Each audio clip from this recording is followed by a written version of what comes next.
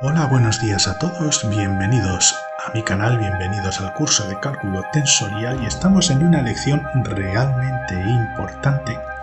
Ya sé que hemos estado hablando de las derivadas covariantes, de los símbolos de Christoffel, pero vamos a hacer una pequeña pausa que necesitaremos para poder calcular los símbolos de Christoffel en las lecciones futuras, y es explicar unas propiedades muy importantes que tienen ciertos objetos, ciertos tensores, unas propiedades matemáticas muy importantes, las propiedades de nulidad métrica. Y diréis, pero bueno, ¿qué es eso de la nulidad métrica y para qué sirve? No lo hemos oído en la vida. Pues bueno, vamos a intentar explicarlo de tal manera que quede claro, ya que son propiedades fundamentales en cálculo tensorial y que utilizaremos con bastante frecuencia. Pues la nulidad métrica, o metronulidad creo que se llama en español, es un concepto muy sencillo y estoy convencido de que todos vosotros lo conocéis a la perfección. Y se resume de esta manera. Si tenemos una función o un tensor que posee propiedad de nulidad métrica, lo que significa es que si la derivada de este tensor o de esta función con respecto a las coordenadas que nos describen el espacio es igual a 0. Ya está, la derivada es nula y entonces consideramos que esta función o este tensor es metronulo o que tiene propiedades de nulidad métrica. Se puede interpretar de otra manera porque ya sabéis que las derivadas lo que nos miden es cómo cambia una función o un tensor en este caso con respecto a pequeñas variaciones en las coordenadas x con el x alfa, con el superíndice contravariante alfa que estamos utilizando aquí. Es como un pequeño traslado o una pequeña variación en las coordenadas y ver que nuestro objeto no cambia, permanece constante en pequeños desplazamientos diferenciales en las coordenadas. Ya sabéis que utilizamos notación tensorial, donde utilizamos en este caso índices contravariantes alfa. Si alfa es igual a 1 estamos hablando de la primera coordenada. En coordenadas cartesianas sería la x, en coordenadas esféricas sería el radio. Si alfa es igual a 2 estaríamos hablando de la segunda coordenada, en cartesiana sería y, en esférica sería el ángulo polar y así sucesivamente. Es importante en estas lecciones, os lo recuerdo siempre, que las veáis en el contexto del curso completo, ya que aquí tratamos de conceptos que ya hemos descrito y explicado convenientemente en las lecciones anteriores. Os voy a dejar un enlace al curso en general al final de esta lección y también en la descripción al vídeo. Pues bueno, esto es lo que resume la propiedad de metronulidad, de nulidad métrica. Y básicamente sería un objeto que no cambia con respecto a los traslados en las coordenadas x alfa. Puede ser un tensor que tenga dependencia de otras cosas, de otros factores o de lo que sea, pero nos da igual. Mientras no tenga una dependencia de las coordenadas, su derivada va a ser 0. Es decir, permanecerá constante si lo desplazamos por el espacio. ¿Y por qué esta propiedad es tan importante? Pues la vamos a demostrar para algunos casos y vamos a explicar por qué es tan importante esta propiedad. Pero antes de nada, podemos resumir la propiedad de nulidad métrica de una manera un poquito más general. ¿Por qué? Porque si bien aquí estamos utilizando derivadas normales y corrientes, derivadas parciales, derivadas gaussianas, que funcionan bien en un espacio sin curvatura y en coordenadas cartesianas, como ya sabéis, estas propiedades, estas derivadas varían si utilizamos sistemas de coordenadas que no son cartesianas, como esféricas, etc.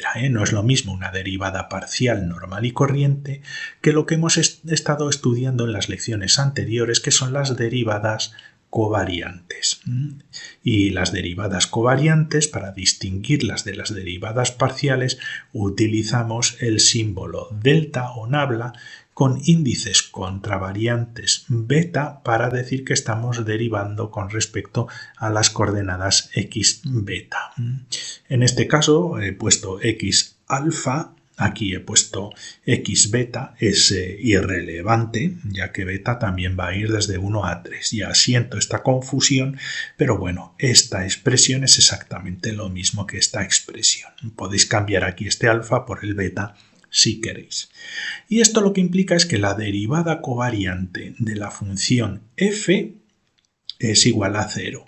Es decir, el cambio de la función f cuando hacemos unos cambios de coordenadas, pero en este caso covariantes, unas derivadas como las que hemos explicado en las lecciones anteriores, esto es igual a 0. Esta expresión es mucho más general porque es cierta para todo sistema de coordenadas, no solo para las cartesianas, sino para las esféricas, para las polares, para cualquier otro tipo de sistema de coordenadas, y también es muy general para espacios que tienen curvatura. Esta fallaría, pero esta no. Entonces, esta expresión es mucho más general, es mucho más potente que esta expresión. Cuando hablemos de nulidad métrica, en este curso nos vamos a referir a que la derivada covariante del objeto que estemos estudiando va a ser igual a 0. Eso no significa que la derivada parcial, la derivada gaussiana de este objeto, tenga que ser necesariamente 0. Esto puede ser 0, pero esto puede no ser 0. Ya lo veremos en las lecciones siguientes. La nulidad métrica es una propiedad importantísima por lo siguiente. Si definimos la función f o el tensor f como un objeto que cumple la nulidad métrica, si tenemos una derivada, aquí estoy utilizando derivadas parciales porque yo sé que estáis más acostumbrados a esta propiedad con derivadas normales y corrientes, por eso las estoy poniendo como ejemplo. Si f cumple la nulidad métrica, en este caso en las diferenciaciones parciales con respecto a las coordenadas x beta, esto implica que podemos sacar la función f fuera de la derivada, que la función f la podemos sacar fuera y por lo tanto nos queda la función f multiplicando a la derivada parcial de la función a, que en este caso le hemos puesto una dependencia de las coordenadas x alfa, con respecto a las derivaciones con respecto a las coordenadas x beta. Es como si actuara como una constante. Ahora le quito, simplemente por dejarlo más bonito, quito esa dependencia de las coordenadas a nuestra función o nuestro tensor a, y si f cumple la propiedad de nulidad métrica, entonces podemos realizar esta operación, podemos sacar la función fuera.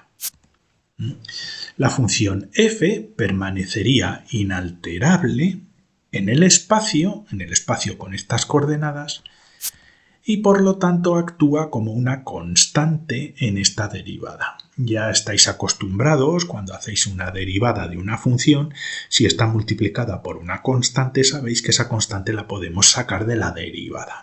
Esto no necesariamente es una constante, pero sí es una función que actúa como una constante en esta derivada, porque cumple la propiedad de nulidad métrica. ¿Y esto lo podemos demostrar? Pues vamos a ver si es demostrable. Sigo todavía con las derivadas parciales, porque yo sé que estáis más acostumbrados a este tipo de derivadas. Esto es cierto siempre y cuando estemos trabajando en coordenadas cartesianas y un espacio plano, pero lo pongo de ejemplo. Esto sería exactamente lo mismo con las derivadas covariantes, pero así yo creo que es mucho más fácil para vosotros verlo. Pues bueno, vamos a intentar demostrarlo.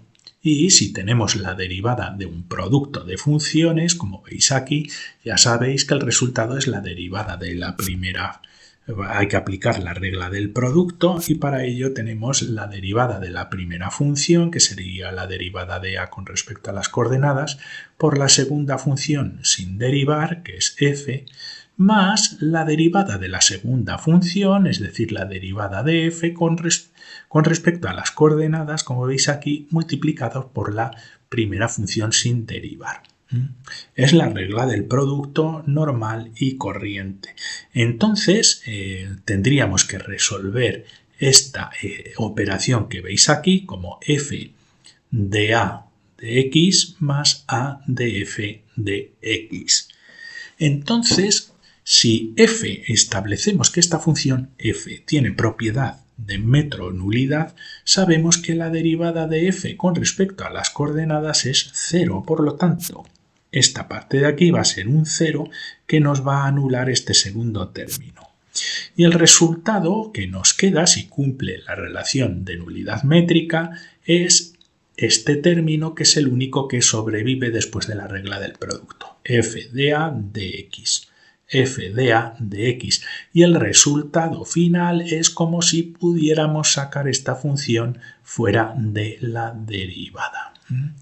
Y de esta manera ya demostramos esta propiedad de nulidad métrica que la podemos utilizar para aplicarla a funciones que la cumplan y poder sacar y meter estas funciones dentro de las derivadas. ¿Vale? Esto también es generalizable, esto sí que es cierto en cálculo tensorial siempre para todo sistema de coordenadas si realizamos una derivada covariante, no una derivada gaussiana. La derivada gaussiana que hemos visto anteriormente, esas operaciones son ciertas siempre y cuando trabajemos en un espacio euclídeo con coordenadas cartesianas, es decir, plano con coordenadas cartesianas. Esta expresión es cierta en todo espacio, con curvatura o sin curvatura y con cualquier tipo de coordenadas, ya sean esféricas, cartesianas, polares. Y se resume así: la derivada covariante con respecto a las coordenadas x beta de fa es igual a f por la derivada covariante de la función a si f cumple la regla de la nulidad métrica en la derivada covariante. Y esta propiedad es importantísima porque voy a poner un pequeño ejemplo. Imaginémonos por cualquier situación que estamos trabajando en un problema de física o lo que sea y sabemos que f es una función, es un operador o lo que sea, que si actúa sobre la función h, que es una función que depende de las coordenadas, pues obtenemos una nueva función que es más interesante y que podemos bautizarla como v doble. Y resulta que sabemos que la función f es metronula.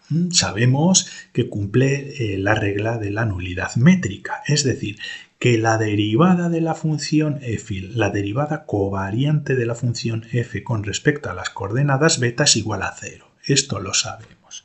E imaginémonos que en este problema de física súper importante, de unificación de fuerzas o de lo que queráis, tenemos una ecuación de este estilo, donde la derivada covariante de la función h pues va a ser igual a una función, pues por ejemplo, dependiente de las coordenadas, pues que llamamos r, que es súper importante por la razón x o la razón y. Pero resulta que esta función h no nos gusta y nos gustaría reescribir esta ecuación de una manera mucho más bonita. Me lo estoy inventando todo, Simplemente os pongo un ejemplo que haremos con el tensor métrico. Pero imaginémonos pues, que queremos expresar esta ecuación de una forma más bonita transformándola en la función w. Entonces lo que podemos hacer es simplemente multiplicar la parte de la izquierda y la derecha por la función f. ¿De acuerdo? Y tenemos f por la derivada covariante de la función h igual a f por r. Vale, de acuerdo. Pero como sabemos que la función f es metronula, cumple las propiedades de nulidad métrica, lo que podemos hacer es, aquí está fuera, pero podemos introducirla dentro. ¿Por qué? Porque si cumple esta condición, f en estas ecuaciones actúa como una constante, así que lo podemos introducir dentro y representar que la derivada covariante con respecto a las coordenadas x beta de f por h es igual a f por r. Y como f por h es igual a w, podemos retransformar esa ecuación en una ecuación que por la razón que sea nos gusta más, donde la derivada covariante de la función w es igual a f por r.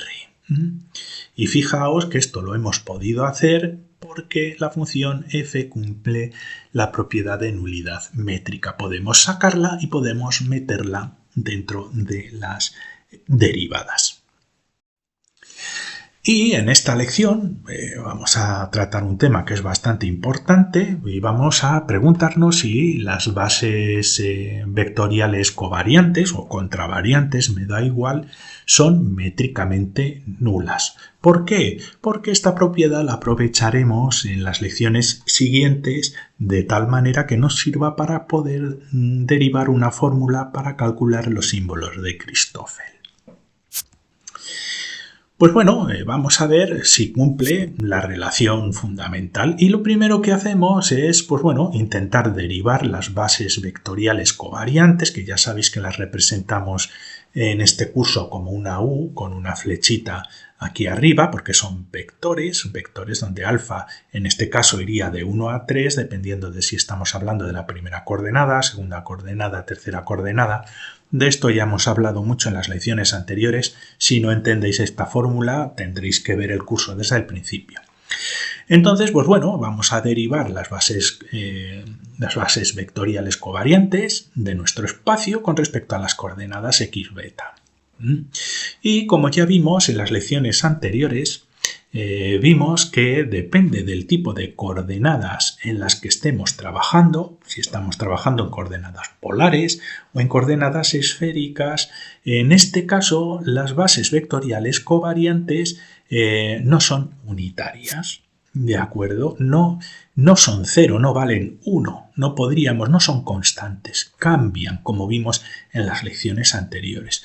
Y establecimos de esta manera una relación fundamental donde la derivada normal, la derivada gaussiana de las bases vectoriales covariantes, pues es igual a las bases vectoriales, pero que adquieren componentes porque cambian en el espacio y a estos componentes los hemos llamado símbolos de Christoffel. Hay una contracción aquí entre el índice contravariante mu con el índice covariante mu, como veis, y nos deja libre los índices alfa y beta que están aquí libres, alfa y beta.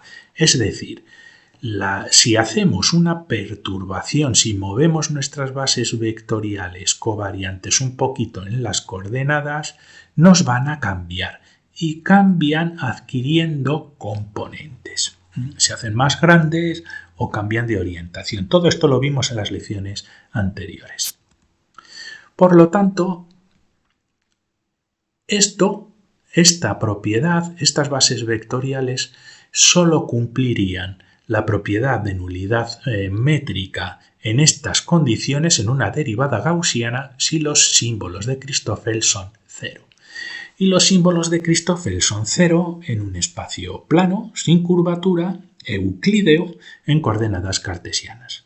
Es decir, en el espacio en el que habéis trabajado toda la vida, en la física clásica de Newton, etc., donde las bases vectoriales covariantes son las IJK de toda la vida, que no cambian, que son las mismas en todas las posiciones del espacio, y que si derivamos las bases vectoriales IJ y K con respecto a las coordenadas, pues nos va a dar 0. En esas condiciones, las bases vectoriales sí que son métricamente nulas, pero no de manera general.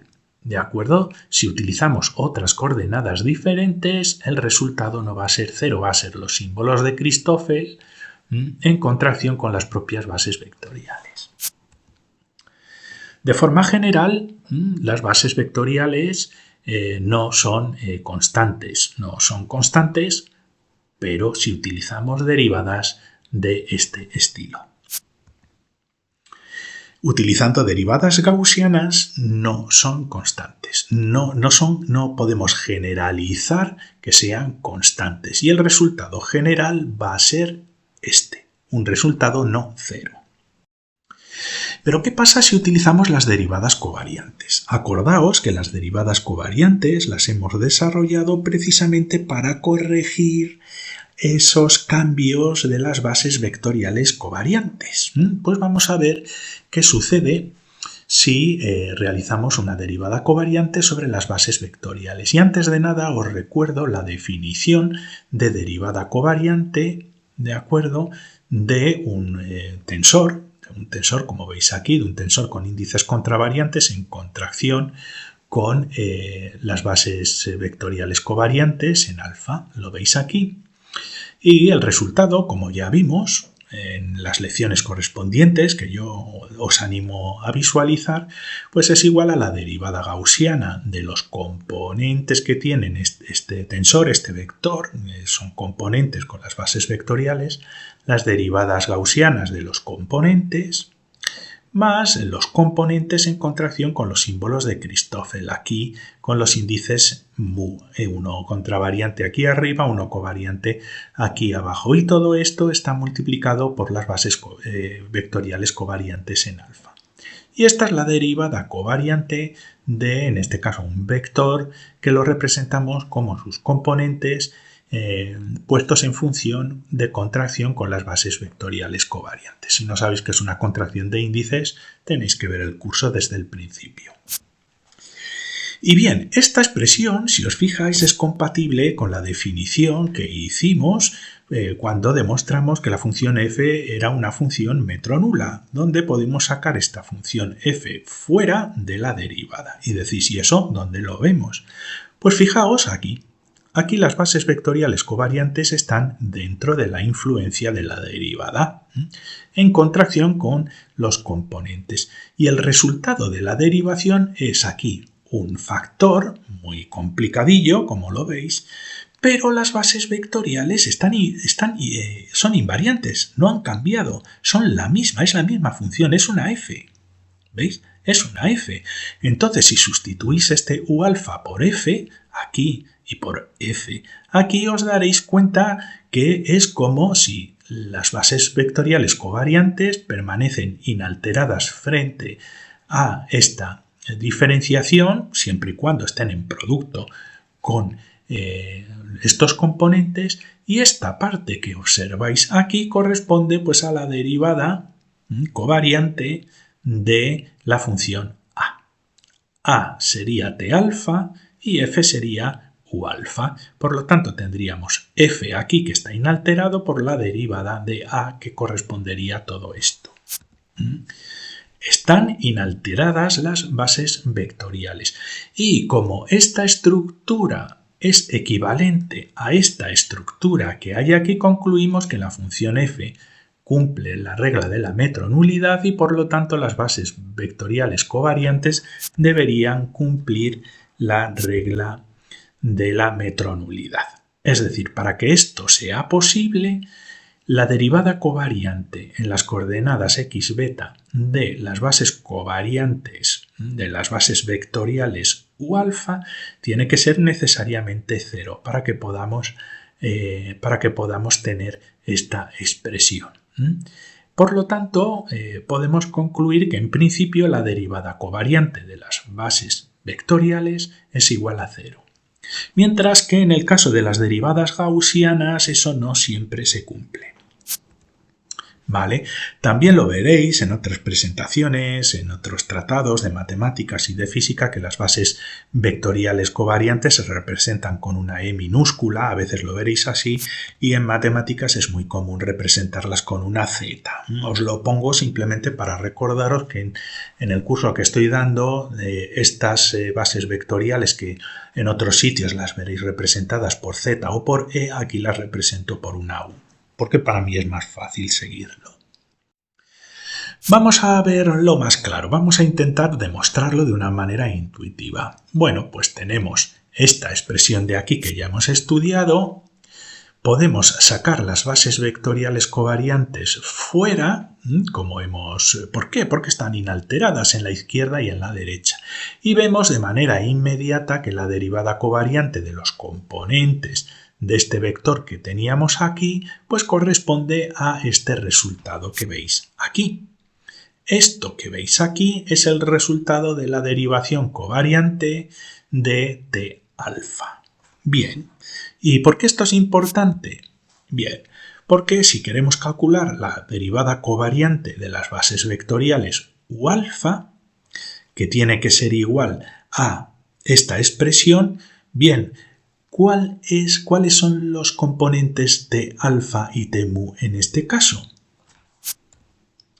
Pues son el número 1, ¿de acuerdo? Y como todo esto de aquí equivale a la derivada covariante de este T alfa, equivale a la derivada covariante, en este caso sería del número 1, la derivada covariante de 1, que serían los componentes que tienen las bases vectoriales covariantes, ¿de acuerdo? Tendríamos este resultado, tendríamos U alfa por la derivada covariante de 1, que sería esto, la derivada covariante de 1, que veis aquí. Pues bueno, la derivada covariante de 1 va a ser 0, y por lo tanto 0 por U alfa pues es igual a 0. Y como esto es un 1 por U alfa, pues ya sabemos que la derivada covariante de las bases vectoriales es igual a 0. Lo podéis ver tal como lo hemos demostrado en la diapositiva anterior o simplemente con esta diapositiva, viendo que si la derivada covariante de 1 por las bases vectoriales es igual a la derivada covariante de 1 por las bases vectoriales, pues nos va a dar 0. Y con esto demostramos que las bases vectoriales covariantes, también las contravariantes, no hay ninguna diferencia, cumplen la propiedad de metronulidad para la derivada covariante, que es la derivada general, la derivada invariante en cálculo tensorial. Bueno, espero que haya quedado claro y no os hayáis liado mucho. Si es así, os invito a suscribiros a mi canal pinchando en este ratoncito. Os dejo un enlace al curso en general y otro a la lección anterior. Muchas gracias y hasta la siguiente lección.